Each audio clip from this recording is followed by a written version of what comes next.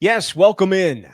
Another big recruiting weekend upcoming for Wisconsin. Expecting another double-digit number of recruits in for official visits. They had more than 15 in last week, got a couple of commits. We'll talk about those guys. Also talk about a couple of Hall of Fames. The College Football Hall of Fame entering Montee Ball, going to be on the ballot for potential induction this year. I believe it's year number 2 for him on the ballot. And also the UW Athletics Hall of Fame is going to have a couple of new Badgers in there, and Tarek Sala and Donnell Thompson.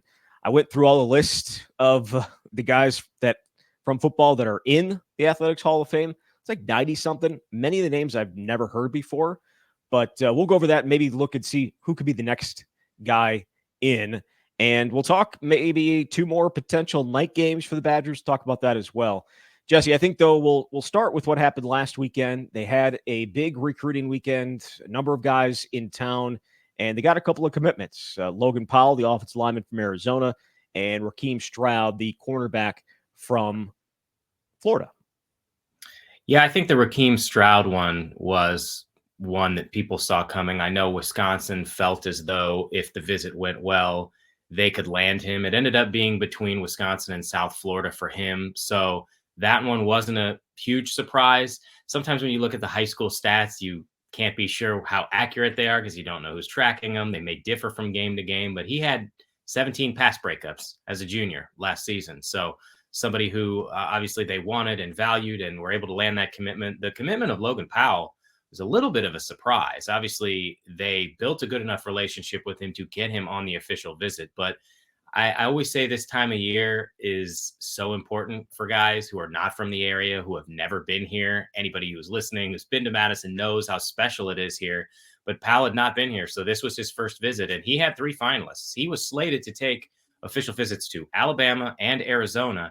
And the Arizona one I felt like was going to be a real challenge, in large part because not only is he from Arizona, but he has an older brother who plays for the Wildcats. I think the thing that maybe Wisconsin had going in its favor is that his dad is a AAA pitching coach for the Miami Marlins affiliate out in Jacksonville. And so perhaps the family is just used to being spread out a little bit more. Whatever the case may be, Wisconsin obviously hit a home run on that official visit and was able to land him. Now he's listed at 6'4", and even though he's ranked as the number 41 offensive tackle in the 24/7 Sports Composite, Wisconsin actually projects him as a guard. So a very nice pickup for the Badgers, and certainly Wisconsin with 13 commits in the 2025 class, far from done. They are. So he can project inside. They isn't that kind of where you would think need guys at this point? Yeah, I feel like based on what we've seen the last couple of years, the more interior guys you can have, the better.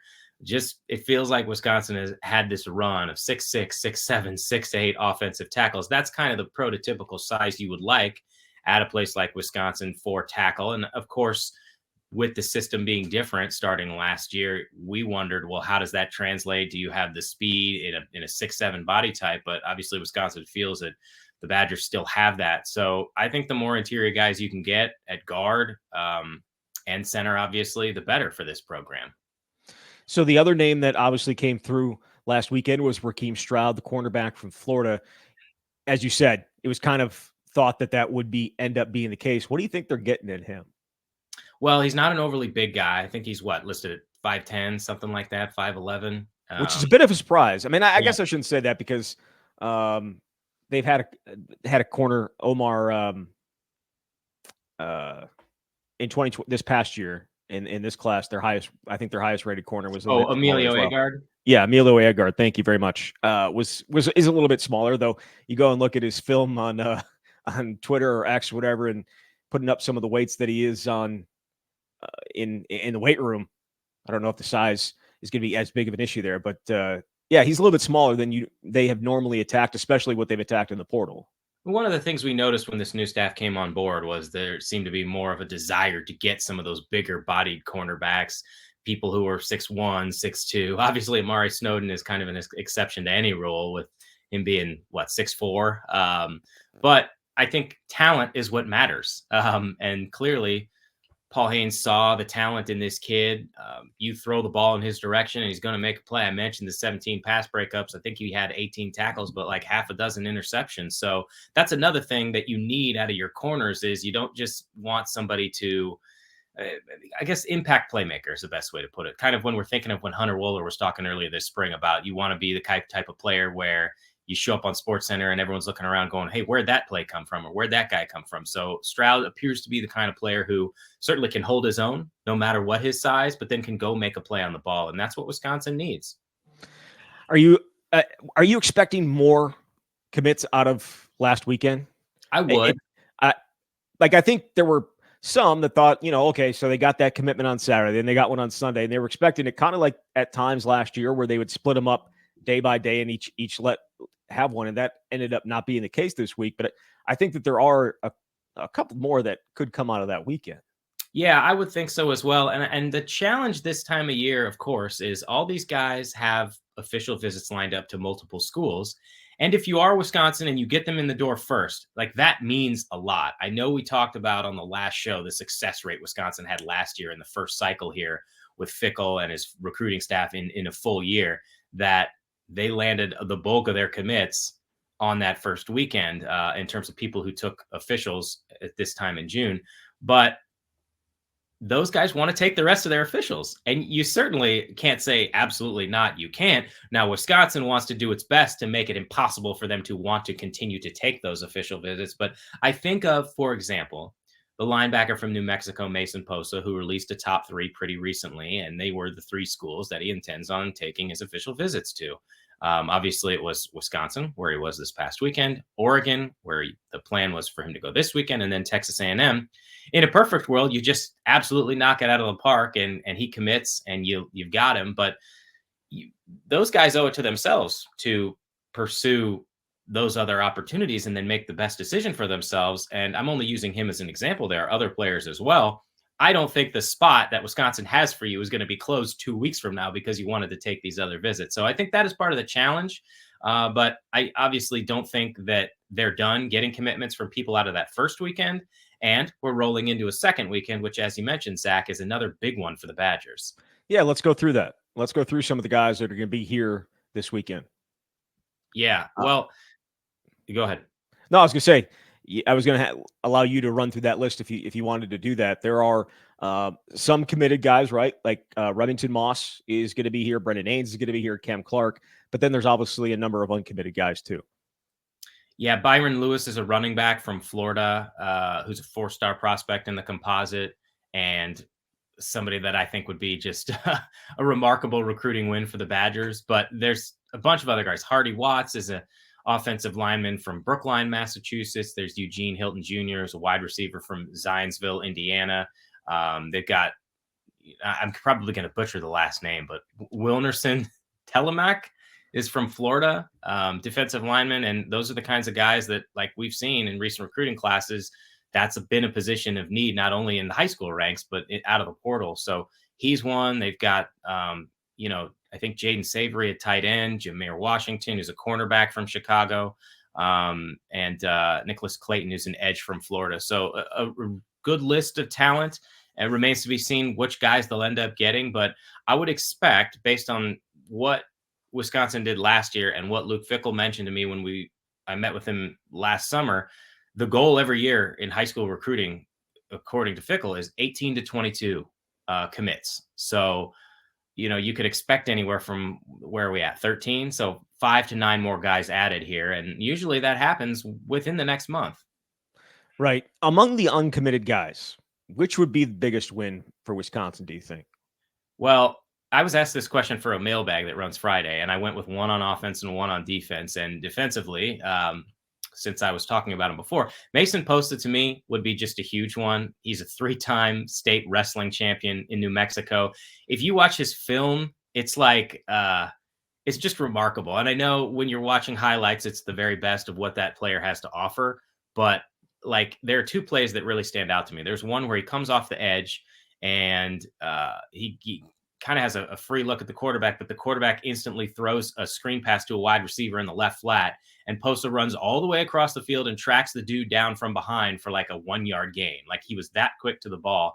And then there's another play in those highlight sequences from his junior season where he gets into the backfield, he raises his hands, bats the ball high into the air, and then has the wherewithal, the athleticism to intercept the pass while he's falling on his backside. Just those kinds of dynamic plays that remind you of guys we've seen before at linebacker from Wisconsin. And, it's hard to compare. Like, was he Leo Chanel? Is he Nick Herbig? But I remember seeing those guys in their high school film and thinking, like, yeah, they're going to play early and they have a chance to be really special. And you and I both know we don't go 10 out of 10 every time we think we see someone who's going to be good at Wisconsin. We don't. We don't. Deacon Hill, Vito Calvaruso, we have to bring them up. I think there's a drinking game maybe once a show. But sometimes you just see a guy and you think, man, if Wisconsin can get him, that could be really good. And then I think Posa has the chance to be one of those guys. He had 99 tackles last year, I think 14 TFLs, just a very disruptive player. So for me, defensively, he would be one. And the thing is, I think Wisconsin put itself in very good position coming out of that first weekend. And again, remains to be seen how it all shakes out there and what officials he wants to take after Wisconsin. But then offensively, I think the Lewis one, the running back, I just really like his film. He ran for over 1,200 yards last season, more than 7.5 yards per carry, 18 touchdowns, has really good burst, can outrun basically everybody on defense, everything you would look for in a 4-star type running back. And I think of the fact that, well, could you add on a player like that after you already got Dylan Jones and Darian Dupree, the 2 4-star players in the 2024 class? I think that is a much tougher one for Wisconsin to land because he's already been to Miami. He's got a Florida State lined up. He's a Florida kid. And that one seems harder to me to accomplish. But since we're just thinking pie in the sky, you got him up here for an official visit. So at the very least, you're in consideration. Might as well go for it. Yeah, might as well. So, I mean, there's obviously a lot of other talent, but those guys kind of stand out to me. Well, it feels like with running back, you kind of, because of what they did in 2024, you do kind of shoot for the stars a little bit. Honestly, you want to get, you want a running back every class, right? Like I think you would want one, at least one every class, right? Or no? Yeah, well, I would think so. And again, look at the roster. So Ches Malusi, this is his last year. Tawee Walker, they brought in from Oklahoma. This is his last year. So that means you're going to lose 2 guys. Well, you'd like to be able to bring in more people. And I think sometimes you can look at a position and think, oh, well, they got somebody really good. They'll be fine if they don't get someone in the next class. I think of Jonathan when Taylor. They got Graham Mertz at quarterback, right? They didn't get a quarterback the next class, but obviously you would like to get a quarterback every year. And I think it's the same for running back. And obviously you just never know. You don't know if someone's going to get hurt. You don't know what's going to happen with them and what's going to happen through the transfer portal. So absolutely they'd like to get somebody, and 4-star guy is certainly on the higher end there. Yeah, for sure. All right, let's transition a little bit into the schedule. Again, I know last week when we talked, we were talking about the Friday opener and then the Friday closer, right? They open against Western Michigan at night. They close on a Thursday against Minnesota. Well, we got Friday after. Excuse me. Yeah, Friday after Thanksgiving, Black Friday. That will be the case for the first time ever. Wisconsin has played on Black Friday before. They played Black Friday against Hawaii. I remember that game. It's a really, really late game. It was like a 9:00 game back in 2005. And so it didn't really feel like a Black Friday game. It was essentially Saturday almost. It was Saturday by the time the game was over. But obviously this one will be a little bit different, 11 a.m. There are a couple more potential night games that could play out here. And it was always a thought that maybe it would. Obviously, Alabama's not going to be a night game. It's going to be that big noon kickoff game on Fox on September 14th. But Brett McMurphy from the Ashik Network laid out the potential, what NBC's preferred primetime schedule would be, and it included 2 more Wisconsin games, the Penn State game and the Oregon game.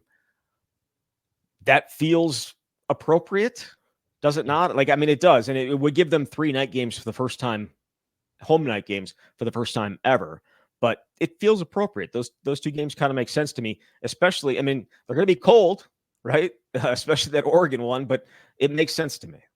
It's not a surprise whatsoever. Obviously, the selfish part of me wants earlier games so we don't have to stay up till 3 a.m. But from the fans' perspective, I just don't think it gets any better than a primetime game at Camp Randall Stadium. You and I have been a part of covering a bunch of those. And I'm not going to say it's like a makeup for not having Alabama at night, but those are the 3 best games on the schedule as far as I'm concerned. Alabama, Oregon, which I think I've said before, probably going into the season you think might be even better than Alabama, will be a top 5 team, and Penn State a top 15 team. So those are the matchups that people dream about as players and playing in. And if you're a fan, like, it's going to be lit. That's the best way to put it. Do you have a favorite night game that you covered? So I started in 2011, which means I missed the famous 2010 game against number 1 Ohio State, unfortunately. And all the games blend together. So I honestly can't remember. They played Ohio State at night in a game they lost in overtime. 2016? In 2016. There have been a handful of others, but I also feel like they still feel really special when they do happen. Did you get here at the beginning of 2011, or did you join it like in the middle? Yeah, so it was really bizarre. When I started at Fox Sports Wisconsin, like the site barely existed and they were just bringing people on. And my first week was the week of the Indiana game in the middle of the season in October 2011. So I actually had accepted the job and was watching the Wisconsin-Nebraska game, which was wasn't that a night game too? It was. That's why I was going to ask. Like that first night game would have been pretty impressive. So I missed it. I had to watch it on like a 12-inch TV in an office in Muncie, Indiana, thinking like, man, that would be really cool to be there. But instead, I got a blowout win against Indiana for my first game covering at Camp Randall. Well, I mean, you got a blowout game with the Nebraska one as well, but that's true. But at least there was excitement going into that one. The environment around it was pretty special.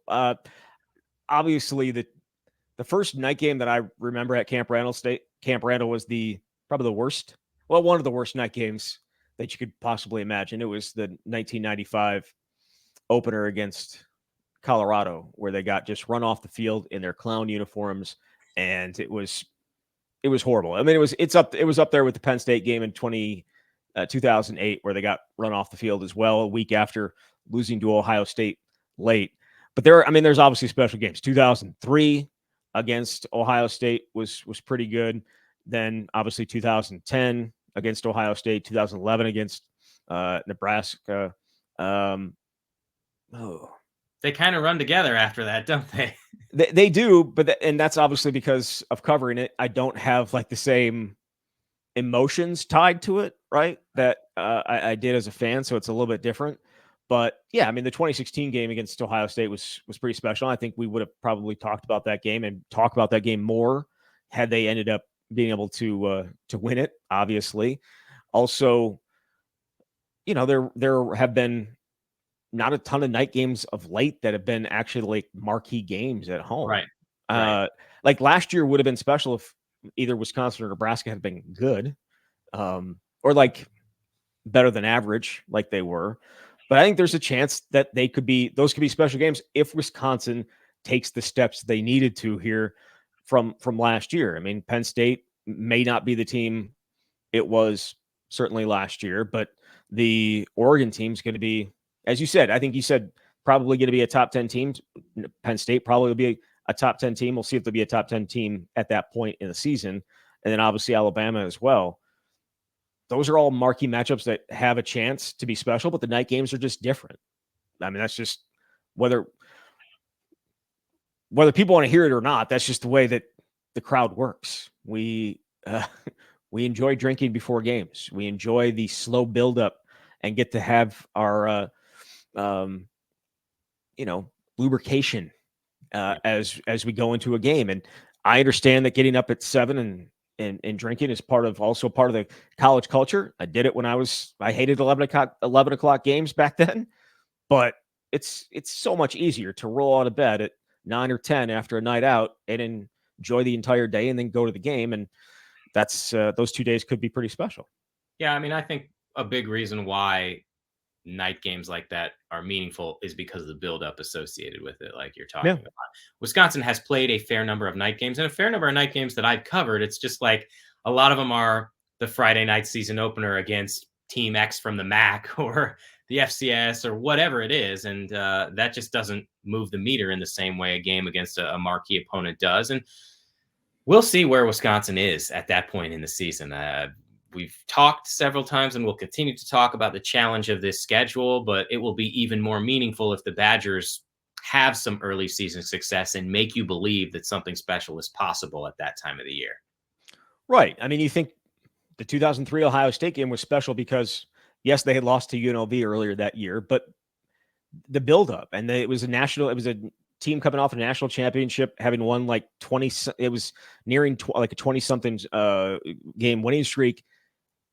The buildup was insane, and the way in 2010, where Wisconsin had started out well, obviously lost to Michigan State, but that's number one Ohio State, and so like those kind of things build up in the same way with Nebraska. It's their opener. They're bringing 20,000, 30,000 fans with them. It's huge. It's a huge thing. And college game days in town and like all that stuff that goes along with it. It is obviously, as you mentioned, the buildup. And we'll see if Wisconsin's able to make those games special or not. I mean, it's not going to be on the fans or anybody else to make those games special. It's going to be on Wisconsin to be in a position to have those games actually mean something for the big picture, I guess you would say. And those games are late enough in the season that we should know, right? Yeah, I think so. I mean, they're going to be tested very early in week 3 against Alabama, and then they go on the road for the Big Ten opener against USC. So we will know a lot about this team at that time and whether they can sustain the grind of what's going to be a really challenging year. Yeah. All right. Let's talk a little Hall of Fame, both College Football Hall of Fame and the UW Athletic Hall of Fame. Montee Ball, who left college as the all-time touchdowns leader in history, is on the ballot again for induction to the College Football Hall of Fame. Do you think he eventually does get in? I don't know if it's going to be this year. I mean, I think this is the second year that he's been on the ballot. So, do you think that's eventually going to happen? His credentials are there. He won a Doak Walker Award for the best running back in the country. Twice, right? Well, did he win it twice? I thought he won it in 11 and 12. Didn't Michael James? Am I making? No, you're right. Yep, no, you're right. I was. He was a finalist for the Heisman Trophy in 2011. Am I wrong? No, he wasn't. The only you're right on he didn't win the Doak Walker Award twice. He won it in 2012. I was thinking Jonathan Taylor, who won it obviously, and who won it twice, right? But Montee was not like in New York as a finalist. No. What was he and Russell were both in the top 10, right? They finished in the top 10. Yeah. And I think they may have taken votes away from each other about I mean, what Montee did in 2011, you look at the stats, he definitely should have been among the finalists for sure. Yeah. I mean, he had 39 touchdowns that year. And yes, he was a beneficiary of one of the all-time greatest offenses in college football, certainly in Wisconsin history, but he played a massive part in that. And then came back in 2012, and it may not have matched from a statistical standpoint what he achieved in 2011, but continued to stack up some big-time numbers. So strictly from a college perspective, it was a remarkable career, and we know that it got turned around for him against Iowa. That's the kind of the famous story there in the 2010 season, I believe, and I remember him talking about this. He called his dad and asked about, I think, switching to linebacker, and obviously it worked out for him because he ended up scoring a huge touchdown against Iowa, and kind of the rest is history. So absolutely, I think at some point you would think end up being inducted just because of the productivity that he had. But it's kind of funny because when you just think about the Mount Rushmore of Wisconsin running backs, Jonathan Taylor was even better than Montee Ball, even if he didn't score as many touchdowns.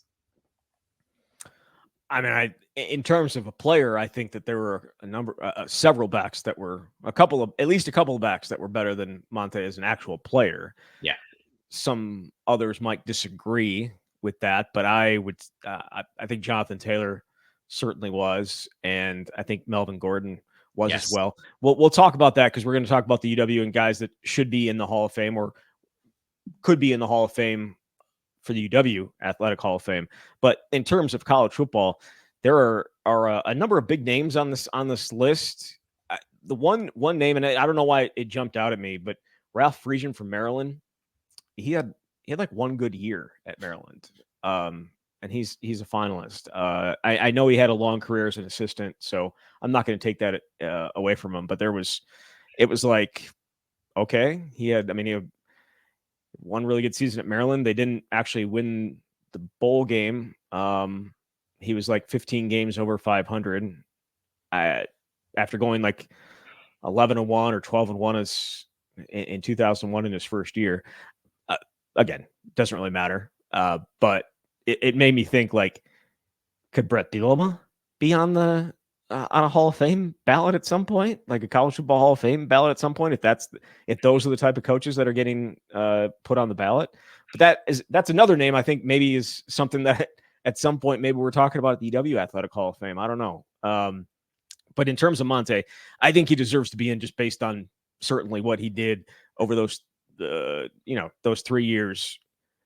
The touchdowns are insane, and just because he doesn't own the record now doesn't mean anything less, right? And he definitely should be a part of that College Football Hall of Fame. He's already in the UW Athletic Hall of Fame, and he was joined this past week, or will be joined this summer or this fall by a couple more guys in the UW Athletic Hall of Fame, and Donnell Thompson and Tarek Saleh.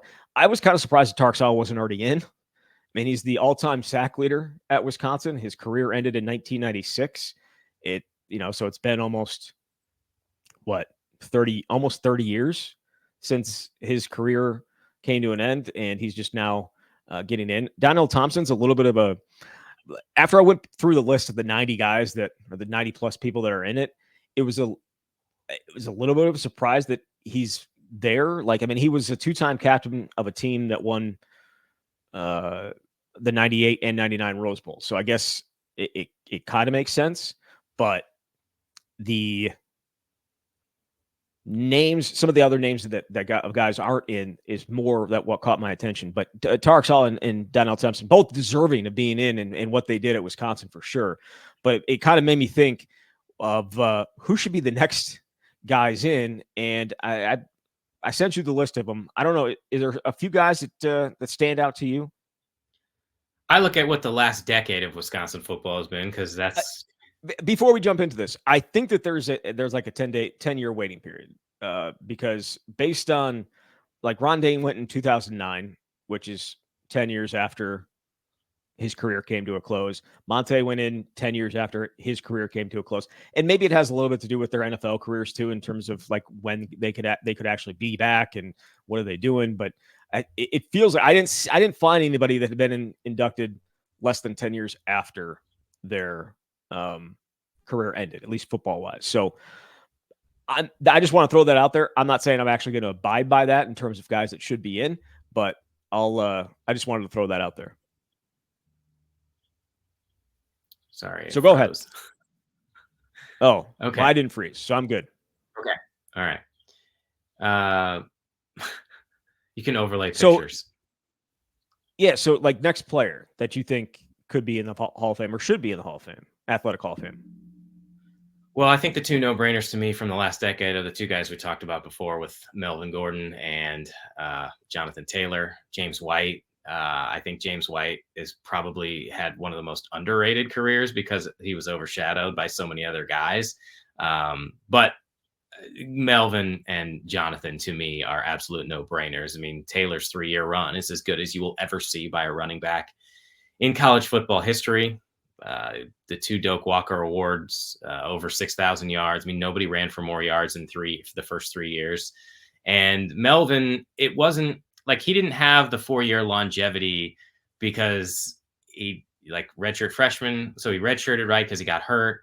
And then obviously there were some other very good tailbacks on the roster. In the 2012, you had Montee Ball and James White, and Melvin's breakout game was a Big Ten championship against Nebraska. But like 2013 and especially 2014, the guy averaged more than 7.5 yards a carry. The 2014 season is, I think we've discussed this, it's the greatest individual season I have ever seen. Now, I wasn't around to be watching Barry Sanders and what he did at Oklahoma State way back when, but Melvin was absolutely unstoppable on a team that was, I mean, offensively, it was not the best team offensively that Wisconsin has had, and obviously had its own quarterback issues. And for Melvin to do what he did on that team when you knew he was getting the ball and he could not be stopped, like those guys are absolute no-brainers when their time comes. 2,587 yards. I mean, that's insane what he was able to do. And he did it. Obviously, he got 14 games to do it, but he scored 32 touchdowns that year. As you said, best season by far of any player that I think of any player at Wisconsin. And I don't know that it's particularly close. Like when I went through my list of top 10 individual seasons, that was easily number one for me. But you think about what he did just in terms of like where he's at on the career list. Like he's fourth on the career list in yards, but he's just 225 yards behind Montee Ball on 293 less carries. Like the dude averaged 7.7 yards per carry for his career. That was more than a yard better than the next person at Wisconsin, which was Jonathan Taylor, who was insane at 6.6. So yes, and if it's the 10-year thing, this would have been the first year that he would have been able to be in. I feel like that's just to me that's a no-brainer. Jonathan Taylor, whenever that ends up being the case, certainly a no-brainer for me as well. A couple of other guys that stood out for me. Jared Abbrederis, number 2 all time in yards and touchdowns, tied for first in catches. He did it as a walk-on. He did it for 4 years. If you look at, there's not a ton of wide receivers in the Hall of Fame. Altoon being one of them. Like in terms of like modern day wide receivers, like there's not very many. I think he probably perhaps deserves to be in there. Brandon Williams is another guy. He's tied for first in receptions, third in yards, second in kick return yards, scored a bunch of touchdowns, scored a bunch of big touchdowns too. And Lee Evans obviously is in already, but you look at the numbers, Brandon Williams isn't that far behind in some of the things. I'm not saying he's Lee Evans, right? That's not what I'm saying, but like some of the numbers that him and Jared Abbrederis put up are right around there. And so I think those two guys, perhaps Chris Borland. Yeah. He was one that came to mind. Yeah. Sixth all time in tackles, fourth in tackles for loss. He's got 15 forced fumbles. That was more than double the next closest guy at Wisconsin. He was from the time he stepped on campus in 2009, he was a playmaker and obviously missed a season due to injury. But when he was on the field, just an absolute, and I can say this, he was just an absolute heat-seeking missile. Whenever and wherever the ball was, he was going for it. He's a guy for me that I would say deserves to be in. There's a few other. Well, Wendell Bryant, maybe. A guy who was really, really productive at Wisconsin. And then I feel I can get into the weeds a little bit in terms of those guys. Just Melvin Gordon deserves to be in. Jonathan Taylor deserves to be in. I think Chris Borland deserves to be in. Those would be my top 3, but the wide receivers certainly I think are under consideration. Andy Vujanovic, Kevin Stemke's in the Hall of Fame. But Andy Vujanovic has the best punting average in school history and 2 of the 4 best for a season. Why can't he be in the Hall of Fame? Maybe he will down the road. I don't know. I'm just kidding. Yeah. Joel Stave, all-time winningest quarterback, accounted for the 3rd most yards in school history. Think about it, people. How long do you think you have to be at Wisconsin to get enshrined in there? Because J.J. Watt played 2 years at Wisconsin, and he's in. Russell Wilson, ever a chance? Or just because he was only here for 1 year? I mean, he rewrote the record books in 1 year. It doesn't seem to be a specific criteria. I would have said 2 years, but Russell is obviously the most unique case and example. And I mean, not only Wisconsin history, but college football, really, what that meant for free agency or the initial stages of it as a graduate transfer. And now, of course, all hell is broken loose and there's unlimited transfers. But what he did in 6 months here, think about the fact that he came back as a commencement speaker. That's ridiculous. The dude lived here for like 6 or 7 months, but obviously he put together the greatest season by a quarterback we've ever seen and may ever see. I mean, I don't know. Phil Longo's offense has got some potential, but it's going to take a lot to throw 33 touchdowns and 4 picks like Russell and do everything that he was able to accomplish. I don't think his passer rating will ever, like his efficiency rating will ever get broken. Yeah. Like it was insane. Like I don't think that gets touched because it wasn't just obviously the completion percentage, the touchdowns, the lack of interceptions.